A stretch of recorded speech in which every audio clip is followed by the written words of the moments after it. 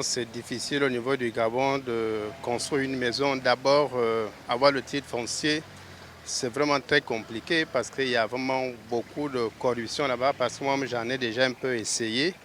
Et puis, il y a le prix du matériel de construction qui coûte excessivement très cher. Et puis, l'accès aussi, les zones où on veut construire, il n'y a pas de route. La viabilisation de Libreville n'y est pas. Libreville était viabilisée à certains quartiers aux années 80, tels qu'au Vendo, Lassini, Nzayon, à Québec, Poto à l'époque, mais aujourd'hui, c'est tout le monde qui construit à sa manière. Il n'y a même pas une politique d'architecture qui est proposée à la population. Mais vous voyez juste que quand il y a des pluies, il y a des inondations. Il faut avoir l'orange pour avoir une petite fonction à Libreville. Il faut avoir l'orange. C'est-à-dire que l'orange, c'est le long bras, le code d'amour.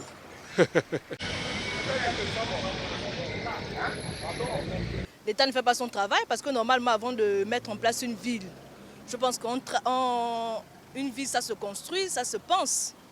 Et quand on regarde notre ville, on a l'impression que les gens sont venus habiter avant même que l'État ne pense à construire, en fait, à imaginer une ville.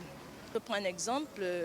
Si vous décidez d'acquérir un terrain où il n'y a pas encore de construction, pour que le cadastre vienne, par exemple, vous établir le bornage, il faudrait qu'il y ait une route. Donc vous voyez que si vous devez faire la route, vous voyez que c'est compliqué.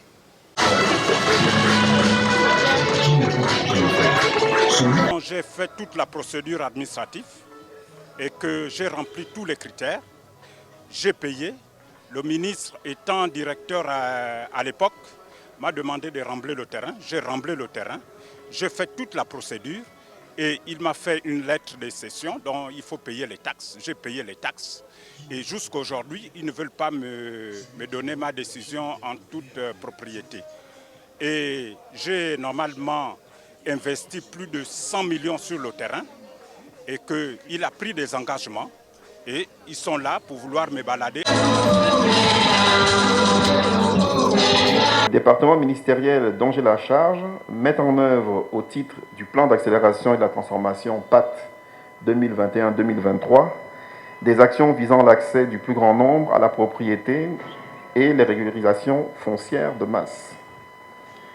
L'objectif pour notre département est de permettre aux populations locales et à toutes les personnes vivant sur le sol gabonais d'avoir accès à un logement décent, de garantir la propriété et d'assurer la sécurité foncière.